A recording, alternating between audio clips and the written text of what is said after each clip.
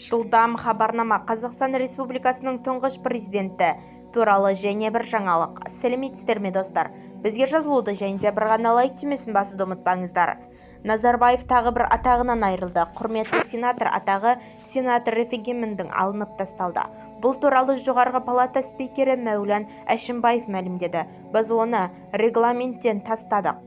Қазір бізде құрметті сенатор деген институт жоқ. Маусым бойында өткен референдум халқымызды қолдап Конституциядан тұңғыш президент елбасының қатысты нормалары алып тасталды.